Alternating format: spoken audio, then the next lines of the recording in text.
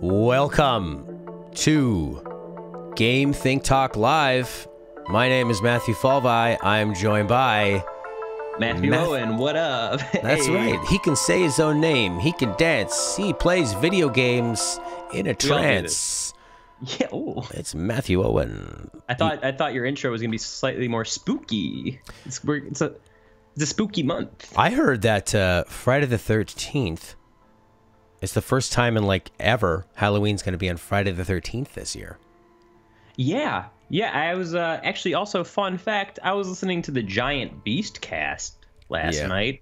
Shout out to those dudes in the New York office of Giant Bomb and stuff. Apparently, the reason Friday the 13th is like spooky is because it goes back to the days of the Templars, and one of the popes was just like, I'm sick of them. So on one day, they just massacred a bunch of the Knights Templar, which was like, look it up if you don't know what it is. But it happened on a Friday, which was the 13th. So it's like, I mean, they killed like 50 whatever thousand of these people. Or wow. I mean, that is spooky. But it's because of a mass murder of, the Knights Templar. So spooky fact for your Halloween goodies. Well, that's great. Secondhand facts from other podcasts. That's what you get here. Yeah. So David Anthony actually corrected Smurf, and he said 90s kid is first. Take that, Smurf. But thank you, Smurf, also. He got wrecked. David Anthony says, Luigi Man says, I can deal with a slower download speed just to watch this.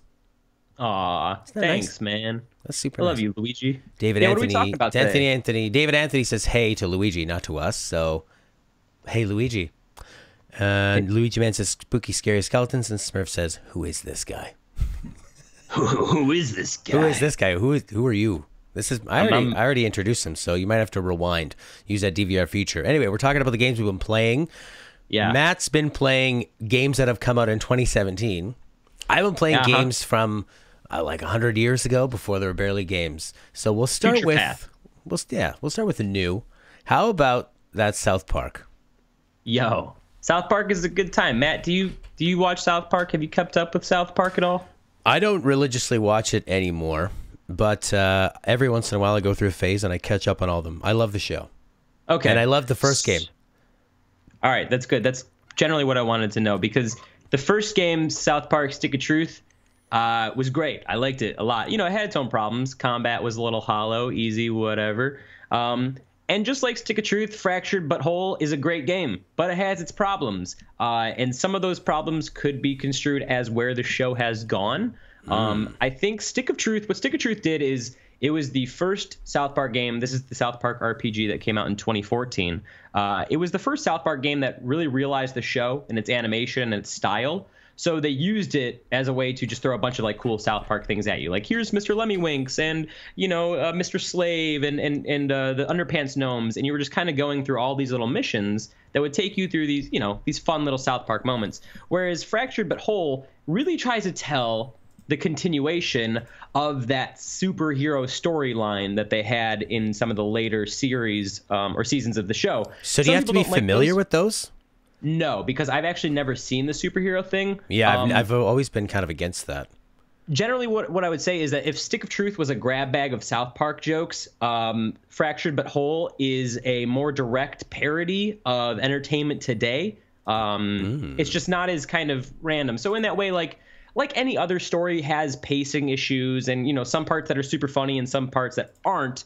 Fractured But Whole has those, but what the stumbles it has in the narratives or in any of the jokes, it makes up for in the combat. In the first game, you had just standard turn-based stuff. Attack or defend or whatever, with some slight Mario RPG, kind of press the button at the right time things. Love that.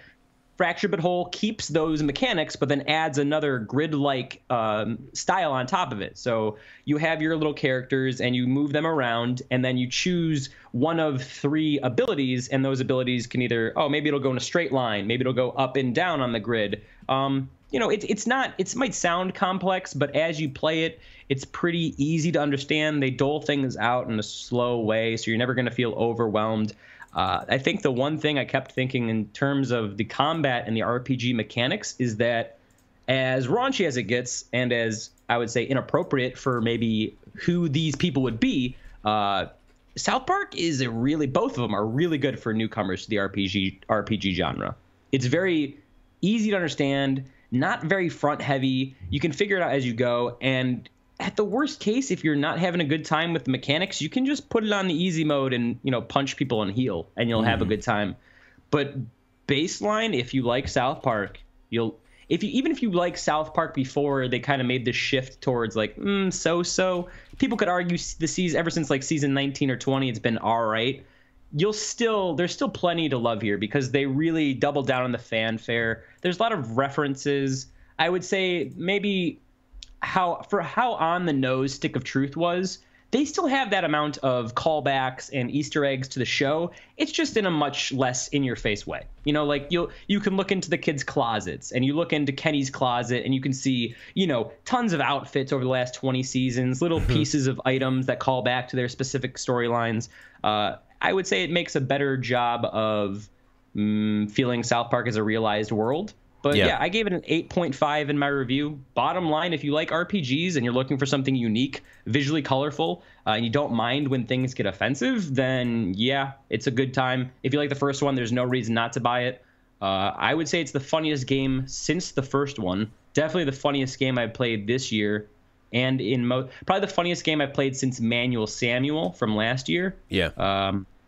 And as far as like the South Park humor, yeah, they push a lot of buttons.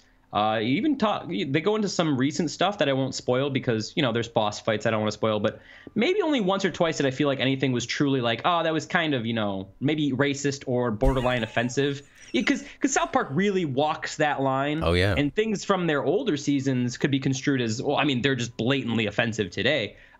They do dip their toe over the line, but as somebody who, I can dip my toe over the same line too, I kind of respected it. But everyone will find this game funny, unfunny, offensive. It depends. But it's a really fun game. It's imaginative. And in a genre where RPGs are kind of samey and usually follow a similar storyline of small good versus big evil, it's just fun to be an asshole in South Park. I mean, that's the bottom line of it. It's about a 25-hour game if you're completing, so not super, super long. It's a fun time. Yeah, if you like the show and you like, especially if you like something like Cuphead and you've been arrested by, the animation and the beauty of something like Cuphead, I think South Park, just from an objective standpoint, looks so good that you can appreciate it in that way. But yeah. Now, my biggest question is, because I'm sure the story is just as good as it was last time. I'm sure the big moments and the set pieces and the humor is all there. Obviously, the biggest. Oh, really? I would say. South Park, like I said, Stick of Truth, they were very quick. You'd spend like maybe 5 minutes or 10 minutes in the Underpants Gnome, then 10 minutes fighting the KKK or something, and you're bouncing all over the place. Fractured But Whole kind of makes set pieces a thing, so you'll go to these other areas, and then those story missions are 30 to 40 minutes. Wow. And honestly, some of the stuff I found it got a little bit repetitive, and that's because of the fact it's like, okay, Professor Chaos is funny, but 30 minutes of just Professor Chaos joke. Right, because it doesn't match the pacing of the show, which is going to be 22 minutes long, and they're going to spend a few minutes here and there. And that's what I mean. Like, you've seen that these South Park episodes have gone towards more of a cohesive story as of lately, which reflects on the game. But any sort of pacing issues or like, oh, I'm kind of bored for the last 10 minutes will immediately be rectified when you enter a cool boss fight or see something fun or they show a new gameplay feature to you. That's what's good. Like I said, South Park doesn't front load you with content. As you progress through the game, you're allowed to multi-class over and over again. So you're always expanding your move set, getting new abilities, meeting new and funny characters. And there's always a moment of like, oh my God, they really had X person in here, or they went that far with a joke. There's always a reason to stay interested. But yeah, like you were saying, continue. Yeah, what I wanted to ask was is about the combat. I thought that would be the biggest change. Now, Luigi Man had mentioned he thought it was like Mario and Rabbids Kingdom battle. He says it's a shot in the dark because he still hasn't played the game, but it's that same sort of like ARPG. They call it Final Fantasy Tactics. Yes. Banner Saga is really similar. It's a grid. Fire Emblem. Yeah, so it's that style. But my question had to do with the combat. Get to my question now. Does it slow it down? Because I know with the turn-based games where you have movement in the combat system, that can really slow everything down because you're not just worrying about combat actions, you're worrying about movement as well, and you may be pausing a little longer to think about where they should go.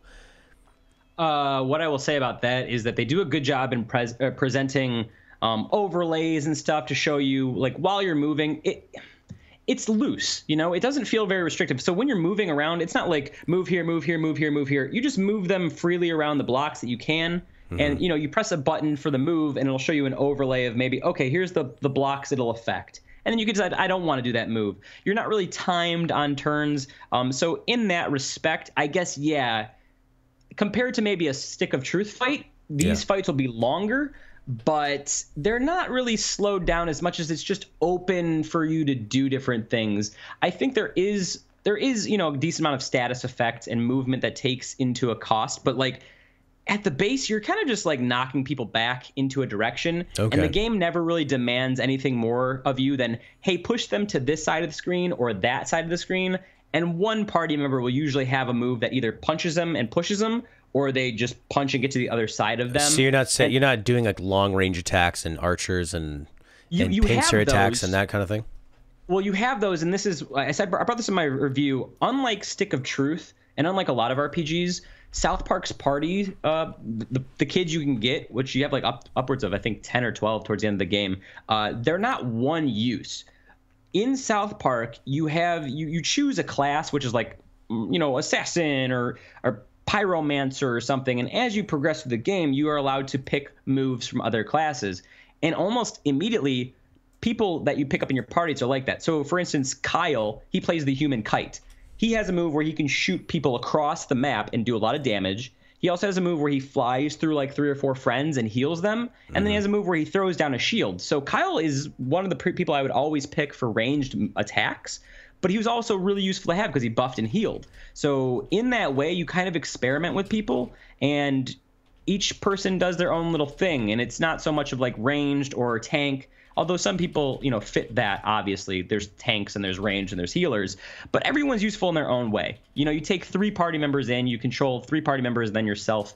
So there's room to experiment, but it's not as strategic as, well, I mean, it can get very strategic if you put it on the hardest difficulty. But at the same token, if you just want to punch people, like, it's good. You're fine. Like, okay, you ain't gonna lose. Some of the boss fights can get difficult, and they might demand you to be decent with the technical movement. But for the most part, it's just like walk up to somebody, press the button, see if your move will hit them, and then do the thing, and then press A here, and you see a cool animation. I found some of the fights to get a little bit long in the tooth, but maybe that's just the design and how many enemies they choose to add to the fight, et cetera, et cetera. I heard but the combat I like more. Oh, really? Okay. I like it more, yeah. I heard that the developers were saying they were planning on having less encounters and making them more meaningful because they knew that the combat system was going to be a little longer, so... You can still run into people in the open world, but I would say for the most part, the mass majority, like 80% of the combat is scripted combat sequences. And especially towards like the last 5 to 8 hours of the game, a lot of these things are mini boss fights. The game is very quest driven, so you're really going to be doing quests for most of the time. Like I said, you can run around, you can fight a 6th grader in the environment or whatever, fight a ninja or something, and it'll be like 5-minute battle or 3-minute battle. But most of the fights are, like I said, these bigger mini bosses or these longer stretches of combat, like the whole thing with Butters in Professor Chaos. So. All right, it sounds like you were probably a little hotter on Stick of Truth, or I would say that Fractured But Whole is just as funny, but it's a mixed bag. I like things that just go all over the place. I'm very scatterbrained myself, so South Park, and Rick and Morty, things like that, they work in that way. Like, give me a stupid thing real quick. I don't need a long cohesive storyline. If I wanted something like that, I'll watch like Archer or something like that. And I think Fractured But Whole goes towards the more cohesive storyline, and it does it well. I think I was just more blown away by Stick of Truth. And objectively, like, as soon as I was done with Fractured But Whole, I went back to Stick of Truth because it is a continuation. And I wanted to be like, oh, is it the same parents that you had and all that? And immediately I noticed that Stick of Truth did not look as good as Fractured But Whole. I mean, it still looked good, but quality-wise, like the graphics on Xbox One and PS4 and PC are very crisp. You know, 1080, it looks great. So maybe there was just an original charm that Stick of Truth had of like, wow, they finally made a good South Park game that looks like the show and is fun to play. Yeah. And maybe, yeah, I would say it met all of my expectations. I wanted to rate this as high as possible, but taking everything into account and being as objective as possible, it came out as an 8.5. I couldn't give it a 9 because it wasn't a 9, you know? Right. It's a fun game. It's a fun game. But if you're not a fan of South Park, you don't like RPGs, you probably won't like this game. Like, that's just, you'll find it funny, but you won't have fun playing it. So, you know, I can't give a game like that a 10 or a 9. So. Okay, and then Stick of Truth, would you call a 9 at this point? I would say Stick of Truth is a 9 because there's, except for Fractured But Whole, there's no other game that really nails its animation quite like that. You know, think of like Adventure Time games. Those all use just normal 3D graphics. Yeah. You know, there's few games that actually utilize their art style when they do games, and South Park Stick of Truth really did it well. Fractured But Whole does it better, but it did it second. You know, so. We're in that golden era now of games where we can make controllable cartoons, things that used to just be. I mean, not that South Park is like Team Ghibli or anything with its animation. No. But it is nice now that even an indie studio can come up with games that look like picture books. It's even to your Studio Ghibli comment. There's Ni no Kuni does that. You know, and it's not as perfect, but.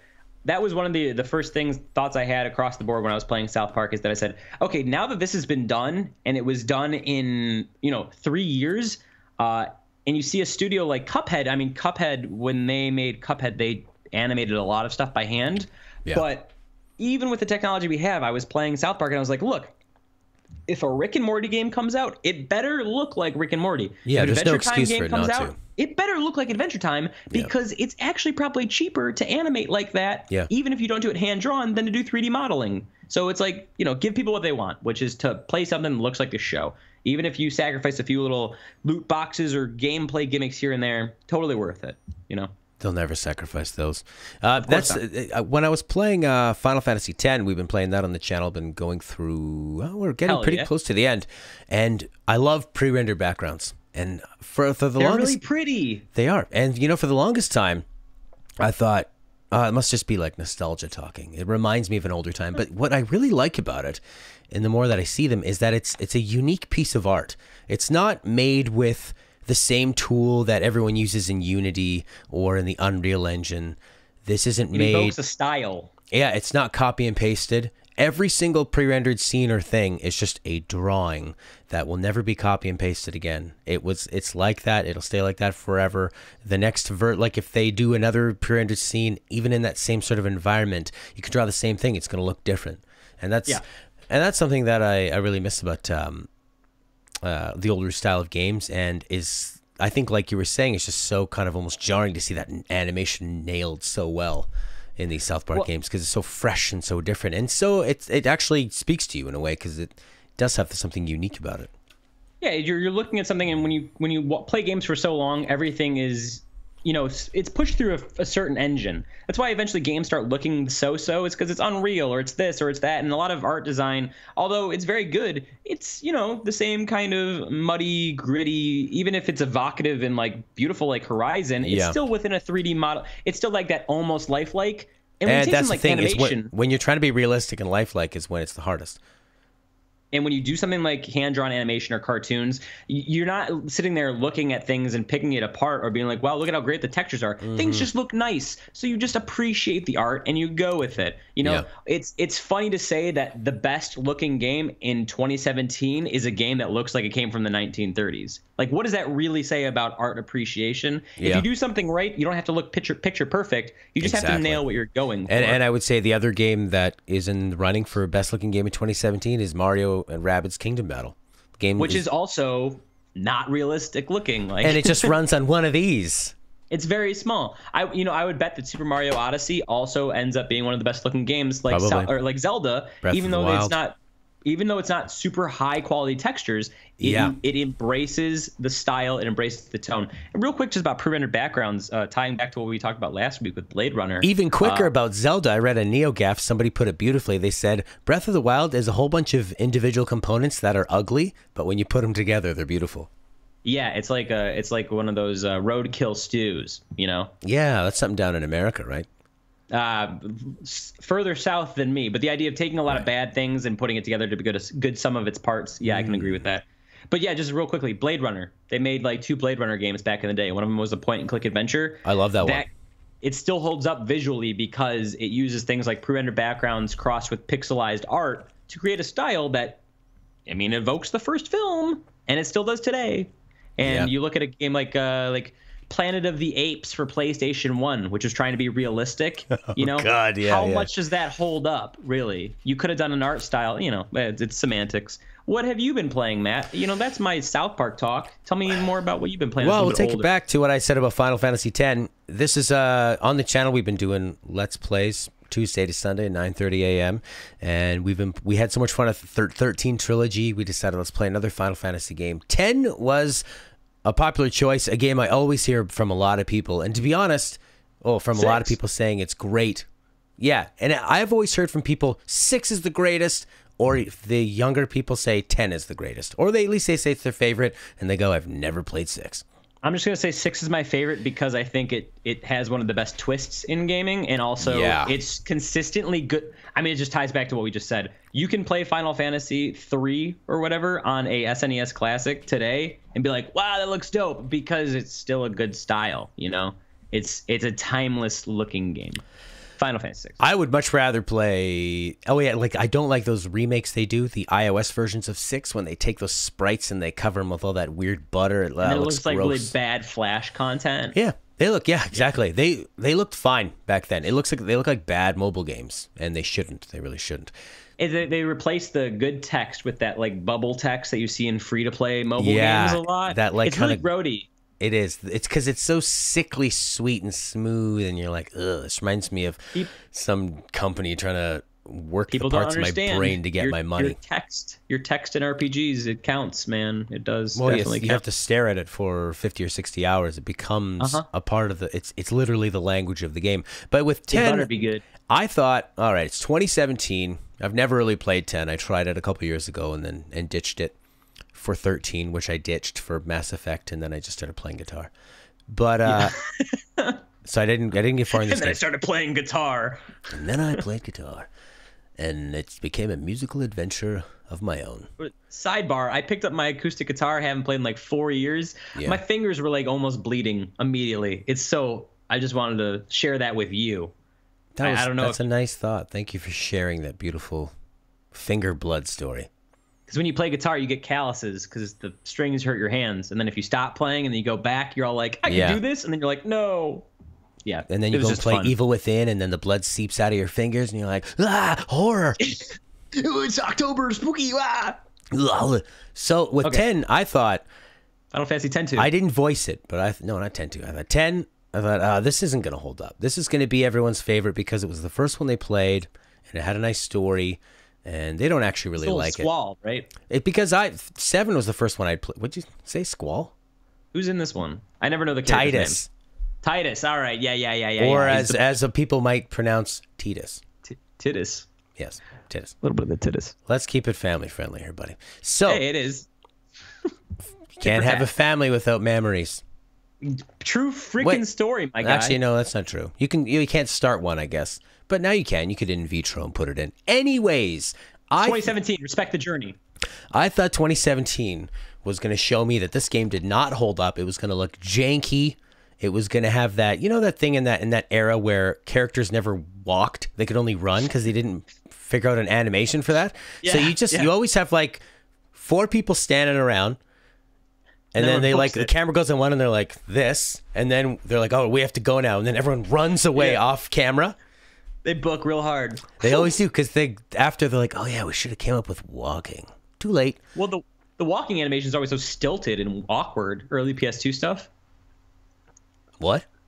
Early PS2 stuff. The walking animations are always so stilted. Yeah, they are. Yeah. It's like they just take a couple frames out of the running one for some reason. It's that's what.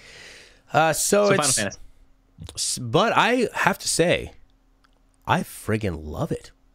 Yeah. The story, after coming from 13, which was so dense and throwing things at you, and like we've talked so long about how the about how the lore of 13 is too confusing, too convoluted. This one strips back and it just doles out little events. Things happen.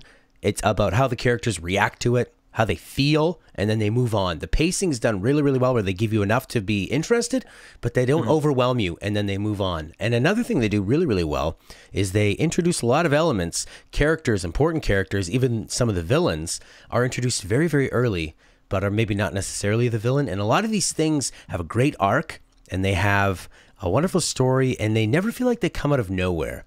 It doesn't feel contrived or ex machina. And that's often what I feel like with JRPGs is that sometimes their stories are hackneyed or just like there to be there.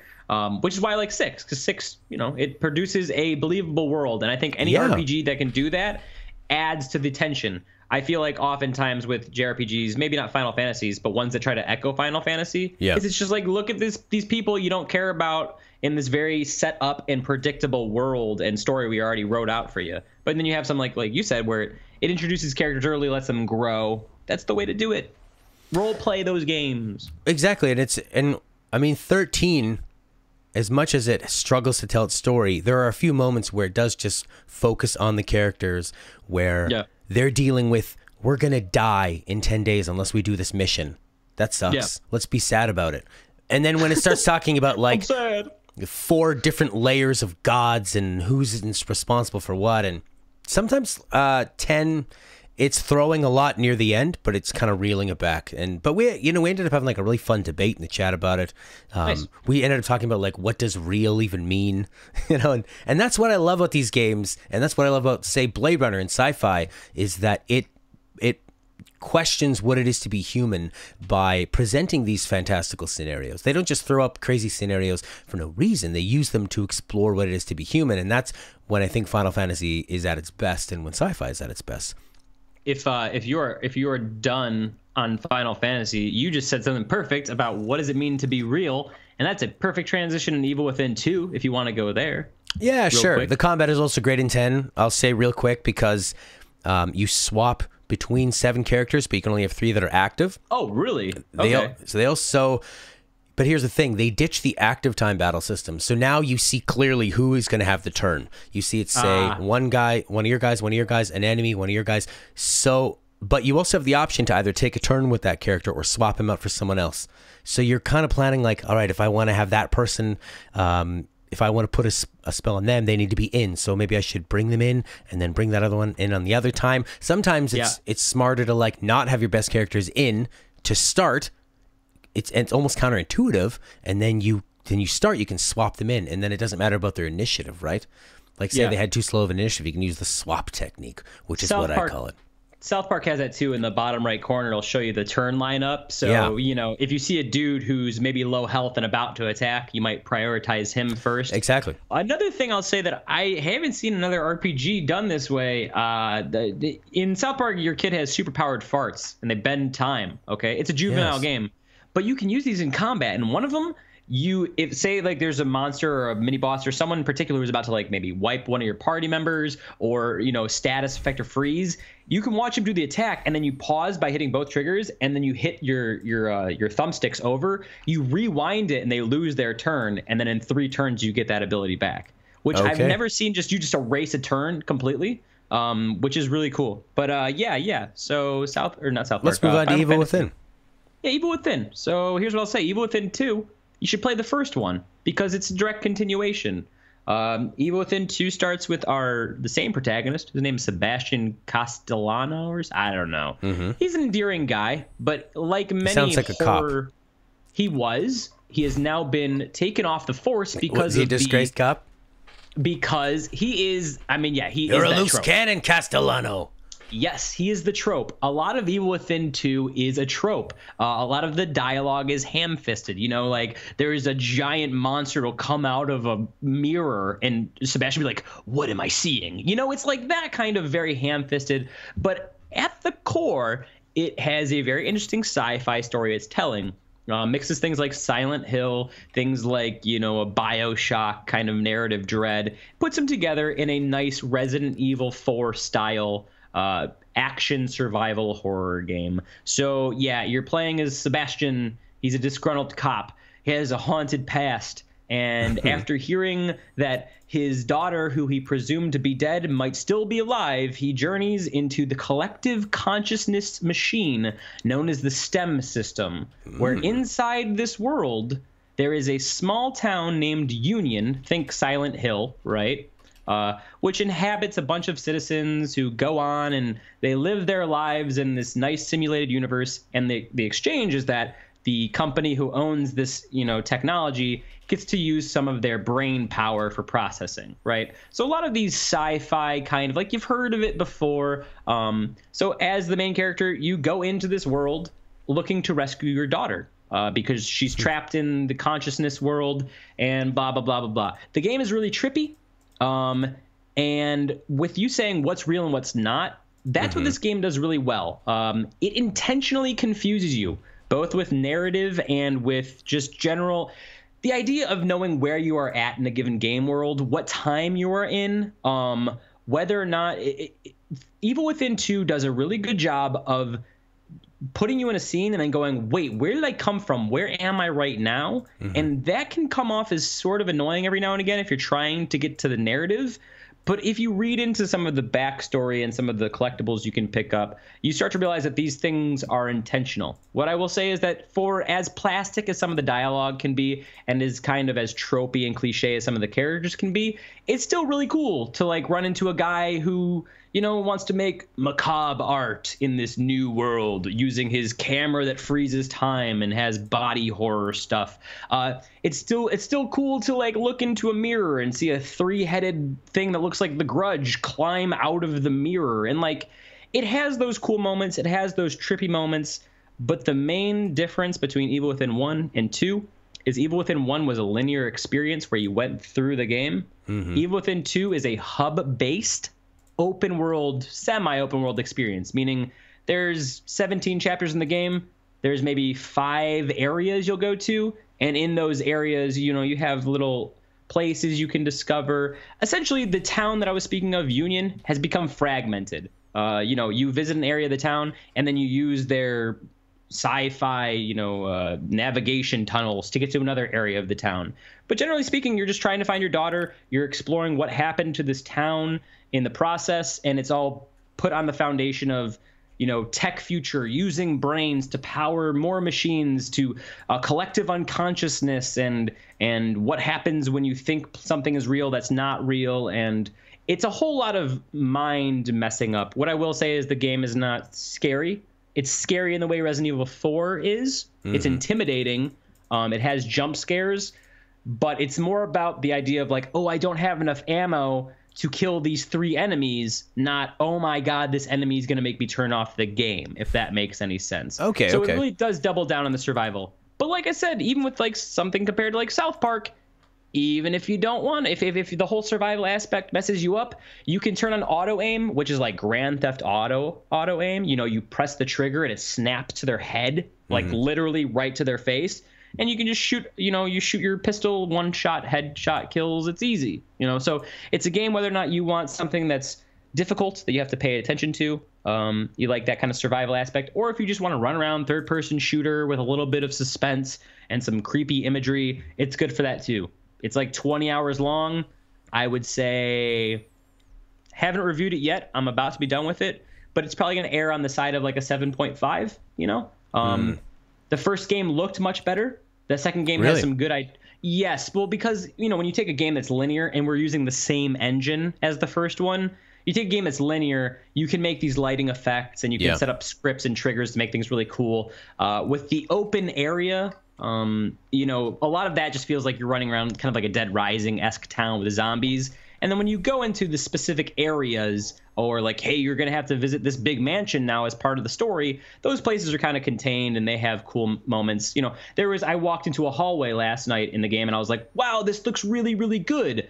But I would say that the first game had many, many more moments of, wow, this looks good than this one, because, they're trying to open it up, give you a more open gameplay experience. And at that cost, you get some graphics and stuff like that. But yeah, Evil Within 2. It's a good time. I would probably say it's my second favorite horror game of the year, with Resident Evil 7 probably above that, and Outlast 2 underneath it. Would you put Observer in there? Would you call that a horror game or not really? More of a that's more of a thriller. I would say Observer is a horror game and it has horror elements, but the scary parts of Observer aren't scary. They're overwhelming. And I really can't. We talked about this before. And yeah. Specifically coming into this, I know a lot of people on Steam are probably gonna be like, "Ooh, this is like an Amnesia kind of story-driven thing." It's like Blade Runner. Now that I've rewatched the first Blade Runner and watched Blade Runner 2049, it's Blade Runner pretty much. That kind of futuristic world. But so Matt, this isn't a spoiler, but like in Blade Runner, you know how they just kind of throw you into things with no explanation, like the baseline test scene, where he's like talking, and it's just like a loud noise, and it's gritting on you, and it's very in your face, and then it just stops abruptly. Like imagine that, but it doesn't stop. It just switches to another more overwhelming thing until everything is very loud, in your face, a lot of colors. Your anxiety is rising, and not because it's like a gory thing on screen, but because dude, like the sound of a baby screaming, crying for 3 minutes straight is a stressful noise. Doesn't matter if it's in a video game. So when you have that, like as a background noise to something even more horrifying, you can understand how a game would be overwhelming. It's not scary in the Amnesia, like haunted house scary sense. It's scary in the haunted house. We're going to throw 18 strobe lights at your face. That's did you overall recommend Observer? Yeah. Yeah, no, I think it's a good game. I think it's just yeah, that's all great. All that stuff's great. It's a good game. Yeah, you just made it sound horrible. Well, that's the question. Is like it's a sci-fi thriller, and I've never played a game that has used the ideas of glitching in and out intentionally and using those things to evoke a feeling of. I don't get overwhelmed in horror games, so the fact that a game that uses horror elements and it's a sci-fi story can truly overwhelm me and make me feel like that, oh, dude, like, I don't know, I might have to turn this off. It's just too much. It's not too much in a bad thing. It's an intentionally too much thing, and that's what gives its anxiety. So if you're looking for like a ghost story, don't play Observer. If you're looking for like a cyberpunk Blade Runner with a lot of things that are just going to make you go, what is this? Like, what am I watching? It's a game you don't want to play home alone at night. Or no, it's a game you don't want to play alone at night with other people in the house, because they'll be like, what are you watching, listening to, playing? Right. It sounds like demons from hell are coming out of your room or out of your television. I probably mentioned this last time you were talking about Observer, and Sarah Hips in the chat had said she still has the strong urge to try Observer. You should play it. She said it's weird because she's not usually into those types of games, that there's something that I guess is just calling out to her and I. Corey had a question about Evil Within 2. And just basically, is it worth the full price tag of it? I mean, in Canada, that's $80 plus taxes, over $90 based on what you said. Here's the problem: is you gave it what, 7.5-ish? You think is where you're kind of leaning? So it's a competent game, but you really have to be. You know what? I was walking down the street the other day, and I thought, this is gonna. I'm like, here is every review. If it's good, if you're into that kind of thing, 8 out of 10. Well, and you said something to me the other day about Shadow of Mordor, and that influenced my decision. And the way I build my 10-point scale is usually like, if it's mediocre, if it's good, it just doesn't do anything special or fun, and it just plays the game. It's just what it is. It's a 5 for me. If it does something and it's created well, it evokes the characters of the story, in an interesting way, maybe like a 6, a 6.5. So that's why you're going to see things around there. What a 7 means is there is a part of the game that is just, it's good. It's either better than other things that are around there, or it's just downright good and enjoyable, but it's not overall a great package. An 8 indicates a great package for generally any gamer, and a 9 to 10 is something that's notable, like a Cuphead. It's a notable thing. And as I thought of Shadow of Mordor specifically, it was the idea of like, the story isn't that great. The game looks good. The characters aren't that great, but the AI is so damn impressive that if the game was more focused on the AI, it could have easily been an 8.5 or a 9. So I'm not going to diss that because the overall of the game is mediocre. And in the same way that Evil Within 2, I think it does its things really well. Yeah. But it's not something you haven't seen in Resident Evil 4 or in Evil Within 1. But at the same time, it is a competently made third-person survival horror shooter not many other games utilize the trippiness like it does. I would say only Observer really did that this year. And that's the reason why I have to give it something closer to an 8, is because I like that kind of stuff. And if you embrace the creativity of, psychedelic and trippy things are overplayed. Like every Far Cry game has a drug trip in it. Yeah. And that's like annoying. But when a developer uses things like this, like in Evil Within 2, the trippiness is not just there to be like, whoa, it's spooky. It's there to confuse you as a player. Yeah. When is this taking place? What am I seeing? Is it real? Is it not? And just because the game is like, it's good, but it's not the best horror thing I've ever played, doesn't mean it's a 6. It's like a 7 to 7.5 for me. And that's the thing, is I think what you're saying is true. A lot of people put that like, hey, if you like shooters, you'll like this game 8 out of 10. Like, that's not how I see it. I think if you like shooters and it does something good really well, it should be an 8 or an 8.5. And that's why I kind of use those 0.5 systems, because I think there is a blurred line.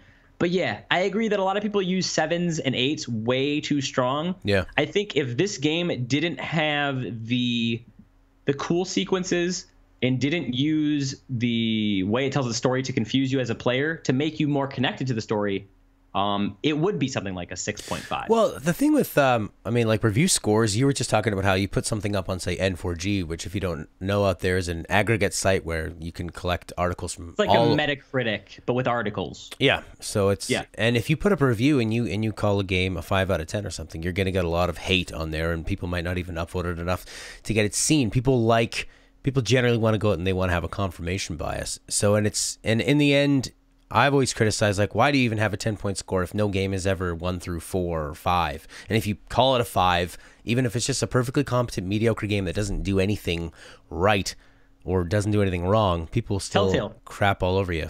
A Telltale game, sure. Yeah. I just gave Telltale... And here's the thing, is that, like, my review scores go from 2. Like, in the 1 year that I've really been writing for a90skid.com specifically, I have given a game a 2 out of 10. A game that was a $60 game. And you know what? People blew up in my face about it. Yeah. But the problem was the game was literally broken. I could not finish it. What do you give a game like that? A 4? A 7? No, you say it's a broken software. It's something that does not work.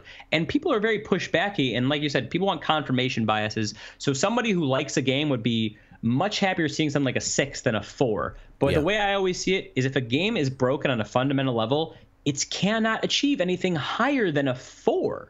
Prey, the game that I gave, I think, a 7 or an 8 to, it almost got a 3 because there was a game-breaking bug in it. Thankfully, I worked around it. But yeah, like you said, dude, if you're never going to use 2s, 3s, 4s, I can understand a 1. You're not going to see a lot of 1s nowadays, especially not on the mainstream circuit. What's the difference between a 1 and a 4? I mean, like, one would be almost like offensive. 2 and 3 are sort of unbroken, unplayable. 4 could just be bad on all counts. I think why we do see a lot of scores that are 7 and up is that people are making very competent games, and the games that people take the time to review are competently made.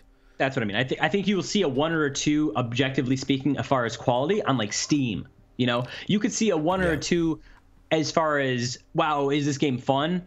On Steam or some of those smaller sites, or like, upstarting Kickstarter or things. Something.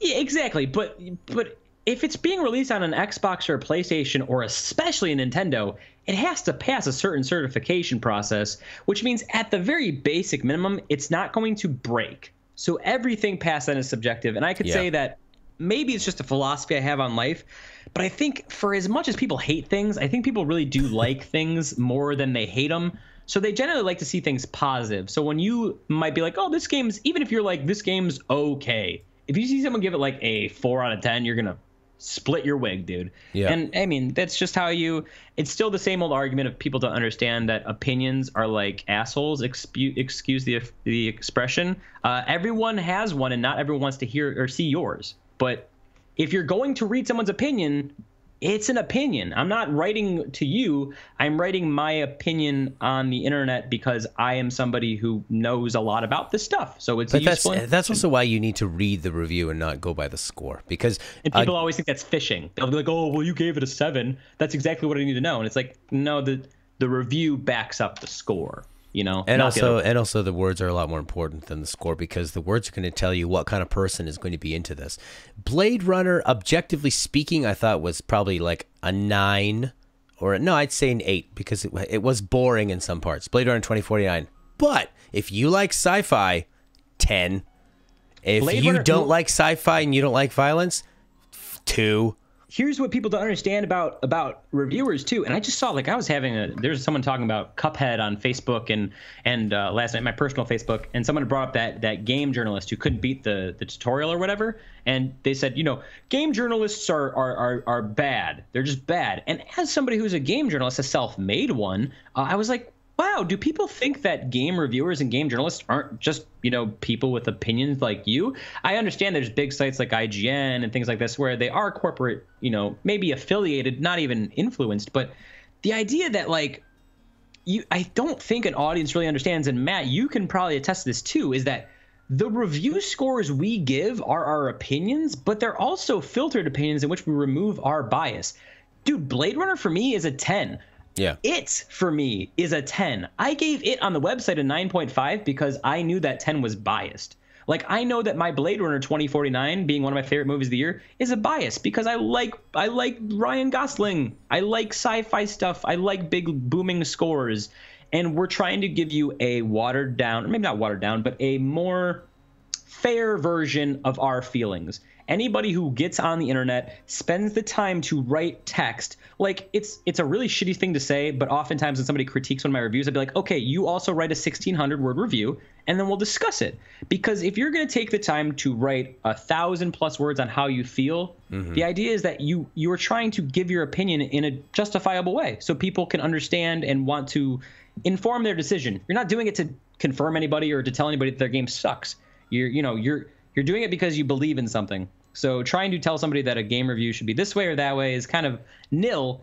Like Matt said, you should get to know the person because that's what you're looking at. You're looking at a person's opinion, and it's the same reason you choose friends, because they like the same things you like, or they may like things that you don't, but offer, interesting opinions. Choose your reviewers the same way. I think I saw an interesting quote where it says, you always know film reviewers by their name, but you only know game reviewers by the outlet, which speaks a lot towards the individuality of a game review. 7.5 IGN does not mean Dan Stapleton from IGN gave it a 7.5. But here's the thing is that there was a, what's his name? Who's that hilarious YouTuber guy you like? Donkey. Donkey was on the H1 podcast. H3, I saw that. I saw a little bit of that. Him and Leah, yeah. The H1Z1 podcast. And so he's on there, and they were asking him about because he did a great critical review on reviewers. And he said that after he put that video out, some people gave him a lot, criticized him for it and took it very personally and offense. But he said an anonymous person from maybe IGN or GameSpot, one of the two, reached out to him and said, the game you mentioned, I wrote all these words. I wrote all the words, right? But when I handed in, the editor chose the score. Yeah. So that's why you can read something on IGN and it doesn't, they can praise it, they can hate it, and then in the end it's 8 out of 10, 8.67959 out of 10, 7.8 out of 10. I worked for a website, brashgames.com. I have no problem outing them now because that's all come downhill. But they were literally changing reviewer scores to more be in line with Metacritic. So when it comes to getting an opinion about everything, guys, in life, and this might sound so preachy and so obvious, but just check your sources. Know who's speaking to you, especially in the year we find ourselves today, in the global climate we find ourselves in today. Make sure the information you're getting is valid, either justified or correct.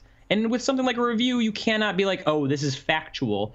But you can look at something else. If you click on the YouTube commenter who says 0 out of 10 and then find out that every other YouTube comment he's made is either offensive, racist, or 0 out of 10, you can be like, oh, okay, maybe that guy isn't trustworthy. But if you look at one of my reviews and you go, oh, I don't believe him, but then you click through and you see, okay, this guy's posted over 100 articles in the year, you'd be like, maybe he does know a little bit about what he's talking about. It's like entertainment, guys. It's the entertainment industry. Well, IGN and GameSpot, you can tell that they're trying to get rid of the individual because they've seen in the last 4 or 5 years some of their biggest personalities have used that platform to get a big following, and then they've they've gone off Kickstarter, they've gone to Patreon. You've seen the guys on Kind of Funny, Greg Miller, Colin Moriarty. Colin Moriarty ended up leaving Kind of Funny, and he makes more than all those guys did combined. now per month making political videos. So now IGN is not promoting their name anymore. It's like in small font. They don't have a picture. They're not trying to connect with people in terms of personality. They have a huge staff. So many of the reviews are done by freelancers, just unnamed freelancers. IGN staff. The internet was created so people all across the, well, it wasn't created just for that reason, but the internet in itself is created so a lot of people can share their opinions and reviews. I just think that we've reached a point in our lives where if somebody goes onto a website and it looks professional enough, they take it as authority when that's not how the world works, dude. Like, it's just somebody talking on the internet, and you don't have to be, you know, mean or condescending. Unless you're that kind of person. I don't know. I feel like we're repeating the same things we've always said. Generally speaking, just read the words. If you agree with them, you agree with them. If you don't, hey, dude, it's cool. Like, life goes on. Just type in the game review you want to see and then the score you want to see, and then you'll get the review you want to read. That is the thing where the internet can very much be a virtual reality. You can put in Justin Bieber sucks or Justin Bieber's awesome, and you can find a lot of people realities. You can find whatever you want to see about that. And you can find that with games as well. You'll find whatever you're looking for if you want to have that bias confirmed, if you don't want to be open-minded about it. But like you said, the biggest one is just to find people that you trust and have the same taste. And that's why I like Donkey. You know, that's why you're like, oh, Matt, that guy you like. Donkey, you know, because I respect his opinion. You find a few reviewers you like, you listen to them, and then, hey, if you end up buying a game that if they recommended it and you go, oh, I don't like this, then maybe start rethinking a little bit, but you handle it like an adult. I actually want to answer the question that they asked about whether or not Evil Within is worth a $60 price tag. Get ready, Corey. Matt, you can agree with this. Like I said, we review a lot of games. I review more games than you do. Yes. But coming from somebody who plays a shit ton of games, excuse my French, the actual market price, it feels a little bit inflated. With knowing what we know about the industry and where it's come and where games should actually be priced, it's very hard to choke up $60 for a game. I bought South Park. I'm honestly trying to think of the last game I spent $60 on besides South Park, and it's hard to think. I'm a game reviewer.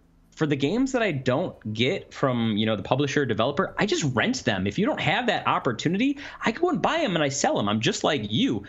So Evil Within, for me, I spent $20.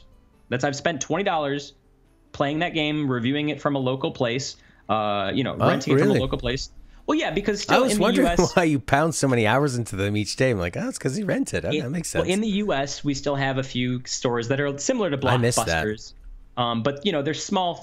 It's actually only northeastern U.S. kind of that has these very specific places. Besides your red box, the red box you'll see all over the U.S. But when you're paying X amount of dollars a day, you have to.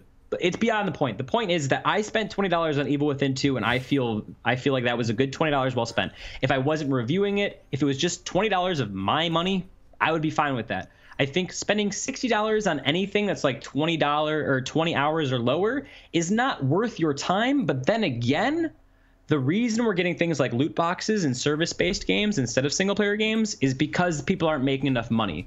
So what I always say is if you think a game looks good and you'll enjoy it and you have the money to spend and you want to support the developer, always buy things at full price or not used, buy it from them. It's always nice to buy something at full price. It's just up to you whether or not you want to do that. Evil Within is probably for a horror junkie, worth the $60. For somebody who just wants to play a third-person scary game for October, like $30 or $40. But then again, my $20 might be way more money to you. Everyone has a different life, so I can't say whether or not it's worth $60 to you or $80. I'm gonna disagree with you on something you said earlier about games not being worth $60, and I'm not arguing whether they're worth $60 or not. We're talking American prices, but games are cheaper than they've ever been before because games were the same price 10 or 15 years ago. Where, like for example, in Canada, games are $80. N64 games used to be $90 in the early 90s. That's 20 years ago. Plus, games cost a lot more to create. So they cost more to create. That's with inflation as well. But the actual static number price has gone down. And also, no, they do cost more to create because of like the extra resolutions that they need to hit. But here's the thing. I'd rather be buying $30, $40 games here and make them 8 hours long. That's so fine for me. That's what I'm agreeing with. But people aren't making those games because here's the problem. And I agree with what you're saying 100% because what you're saying is factual. The problem is that if inflation, the reason that games were $70 on N64 and then went to the $60 price point, games used to be $50 on PS2. Yeah. Activision pushed the $60 for when we got into 360 and PS3. They really pushed the $60. Activision, like Gun was one of the first ones that was $60. Activision, all games for 360 on Activision were $60. But right around that PS2 to PS3 switch is when we start seeing 50 to 60. Like you said, N64 games and like especially Sega Saturn games were like 90 to 100. And it's because of inflation. What's supposed to happen is everything's supposed to slowly come down over time. And what has happened is that games still cost $60. If we were actually going by inflation, they should cost $40. But since the games cost so much more to make now, yeah, they really do. And the prices that this is economics, but we're not paying people as much. You know, different publishers are taking different cuts to produce a game. 10 people would work on a Super Nintendo game, and now it's 300.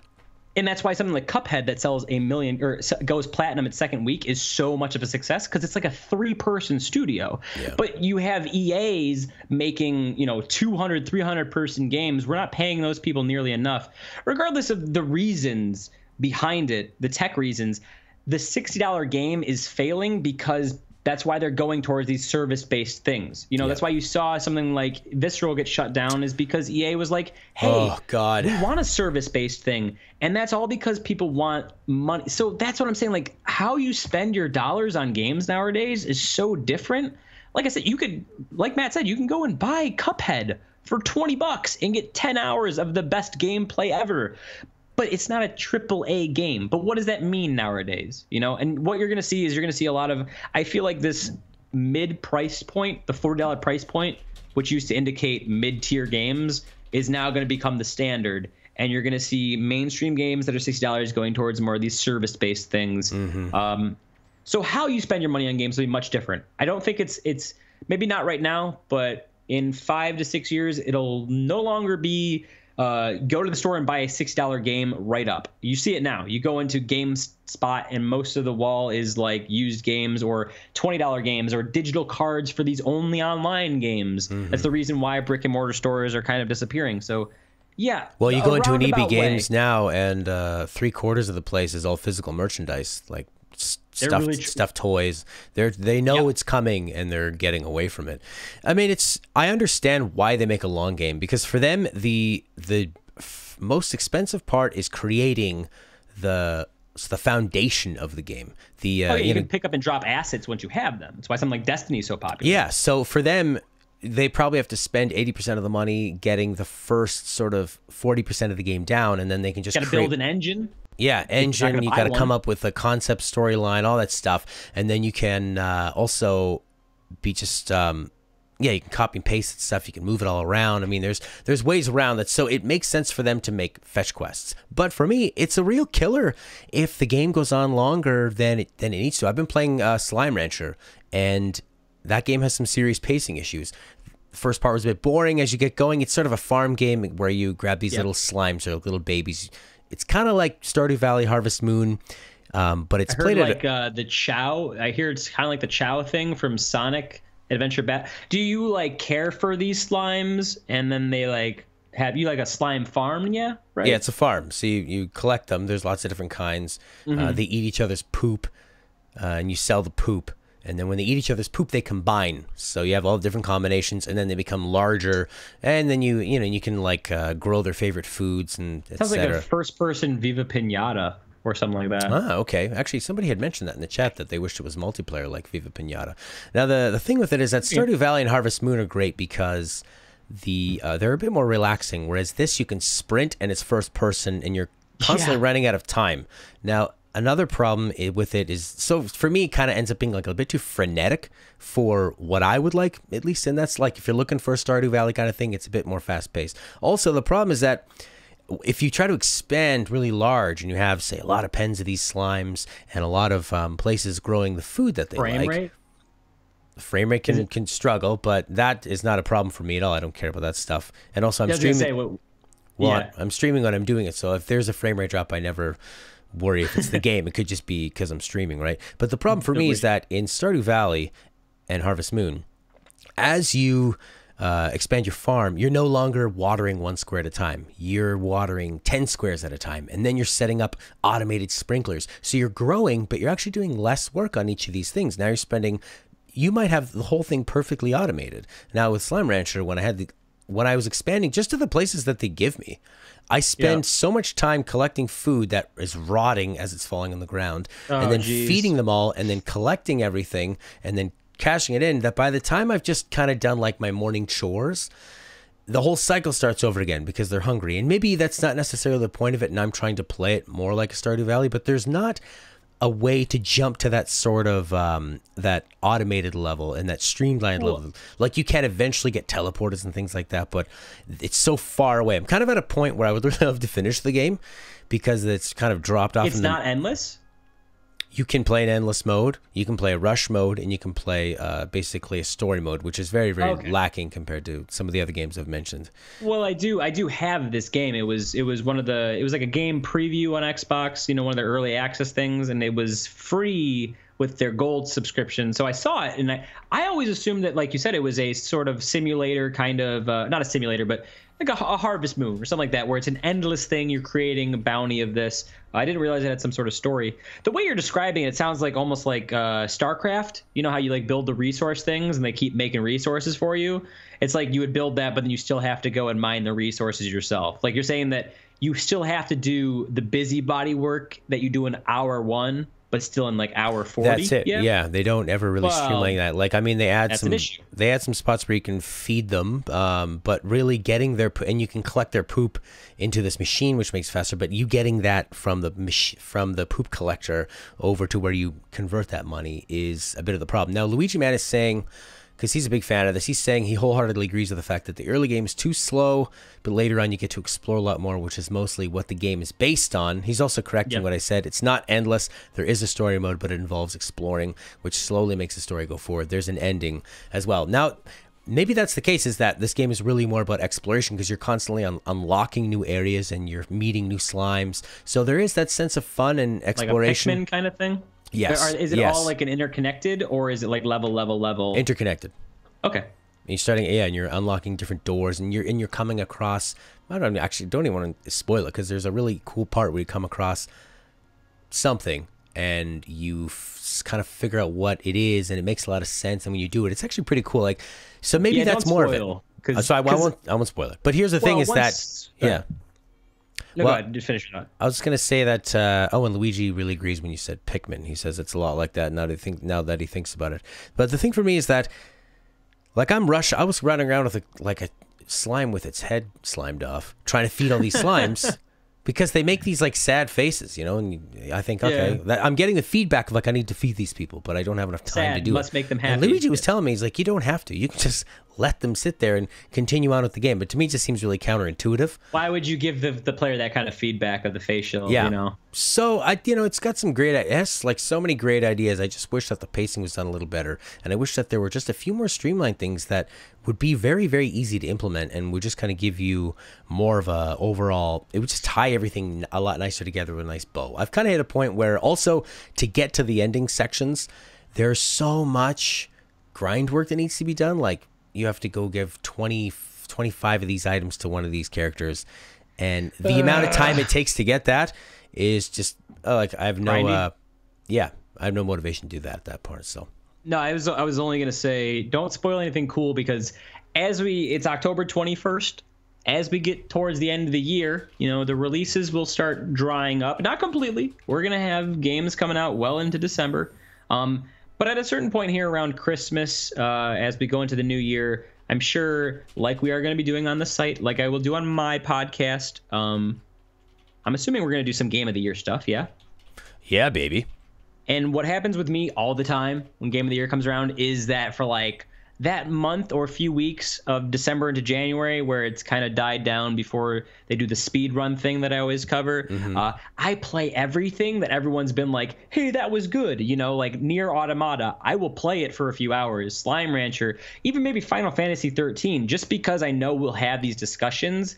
And as a one-on-one podcast, me being like, hey, Matt, did you like blah blah, or did you like Edith Finch? And you'd be like, I didn't play it. And I'm like, well, it was really good. And then you're like, Final Fantasy was good. I didn't go back. You know, like I will end up playing these things. So please, if there's something cool in Slime Rancher, how far in would you say does it take Slime Rancher to? How far would I have to play to get it? I guess because you're saying you've been playing it for how many hours now? You've been going on that for like a few weeks, yeah. Yeah, maybe like once or twice, maybe 10. Like, there's no way I'm going to play 20 hours. No, of we've Slime maybe Rancher. done. Yeah. You could probably play a couple hours and quickly understand the basics of it, and then it just depends how much you want to explore. Yeah. And then it just becomes more of what you already know, plus the one interesting thing that shows up later on. I'm excited for Game of the Year stuff, Matt. This will be a really fun year for it. Well, yeah, because we're doing some crazy fun stuff with the site. I know some of you guys don't read the site. It's all right. You'll have some good content here as well. And if you like listening to like my podcast, we'll have some stuff. Well, the way we do it at my place is we all just sit down. We have like a 4-hour, kind of like Giant Bomb, the way they do it. We do categories. So we'll have to decide how we want to do it. Maybe we'll ask people in the Discord. But I always think it's fun to do, you know, silly categories like maybe favorite stream game this year or something. Yeah. You know. I like stuff like that. So we'll have to talk it over. But definitely, yeah, if you guys like Game of the Year stuff, we'll be doing that as both an outlet and between me and Matt personally. There you go. Excited. Also, to answer your question from a more informed opinion, Luigi Men says, personally, to get to the more explorative parts, 5 hours for Slime Rancher. The general idea is that, like, you know, if you're trying to cram a bunch, just imagine like every game you've heard, like, it's pretty good. Like, you should play this game. I usually like to take, you know, a month where I just, hey, do you have that game on Steam? Let me jump on your Steam account, and then I'll play it for like 2 hours. I've done it. You go on tour. Well, essentially, crashing on couches, playing Steam. Well, yeah, all of my friends have so many different games. Everyone, you know, like I said, I'm borrowing my buddy's Switch for Super Mario Odyssey. If I have the opportunity to play these things for an hour or two, just so I can understand and talk objectively about it, not just like, I saw the trailer and the trailer told me this, you know, it's good to do. So we'll have a lot of good talks. 2017 has been a fun year, man. It has. Well, thanks, everybody, for participating. Luigi Man, Corey. Yeah, shouts out to you guys. Smurf. Kazi, Sarah Hips, one of our patrons. Thank you very much for your patronage, Sarah Hips. SB Gamers for jumping in. And I believe that is... Oh, and actually, Bravely Forward had some nice things to say as well. He came in and said, you're gaining credibility. In the beginning, it was kind of sad to see you doing your show. But seeing you pull through this with so damn professionally is amazing. Huge thumbs up for me. That was really nice. He actually came in on one of the first streams I was doing to nobody about for Super Fire Pro, and I was wearing a suit because I thought I'd look like a wrestling commentator. Well, I mean, we've come far ways, and I think just generally speaking, 2017 has been I think we're on the level as both a site and both the YouTube channel where, you know, we have our core following. We love you guys so much, and I think 2017 has been a great year for me to see the community outpour. For Matt as a host, I think you've had probably the most fun. I've only known you this year or so, but I think just judging how you played and interacted with our fans, that you've had a lot of fun playing games that you probably wouldn't have had fun playing. Sure. I was actually considering stopping making videos on YouTube because I just thought, what's the point? We're not getting any traction. We're not getting any more people. To me, if you keep doing something and nobody's watching it, there might be a reason why. But it's the whole idea of like throwing it into the void and stuff like that. But pushing through, you know, we've done a lot of fun things, and I'm sure 2018 is going to be even better. So we'll have to definitely involve people. Shout out to the Patreons. I don't know how many we have now, but I remember who was the first guy. I think we should shout them out because, like, hey, they're giving us dollars, you know. The patrons. Alan Bloxham was number 1. Alan Blocks. Hey. Sarah Hips was number 2. Hell yeah. And Jeremy B is our newest patron. Hey, thanks. Yeah, guys, like, we're starting off small, and you're bearing with us. We have 3 patrons. We know that we're not exploding the world right now, but the idea is slowly over a period of time, we'll build your guys', like he said, credibility and trust. And then, hey, you know, you like us. Well, you like Matt, at least. You might not like me. Well, you're the alternative choice for the hardcores. the people, the indie, the snobs, the hipsters. I gave a 10 out of 10 to Edith Finch this year, I'll tell you. Yeah. It's actually, I think, the only game I gave a 10 to this year. Oh, boy. Luigi wanted to have the last word here. He says, another reason Matt's getting a little salty about Slime Rancher, is because he keeps doing the wrong thing. Hey, man, 2017, respect the journey. But I will agree with Luigi. Sometimes when I see someone playing a game and there's like a much easier way to do it, I'm like, do the thing, do it, do it. And it's so annoying. I've been on the other side of that. Like, it's so annoying, but I understand it completely. Like, let them play their game. But if you're not doing it the right way, it's frustrating. Well, there you go. We're out of here. Everybody, thank you so much. Wait, where can we find people, Matt? You got to shout them out real quick. 90skid.com. You can find our What's stuff. your Twitter? My Twitter is GameThinkTalk. Mine's at SGC64Matt. But go to a90skid.com. We put out a lot of good things. A lot of news and leaks and fun stuff. Yeah, tons of reviews. Goodbye. Bye-bye.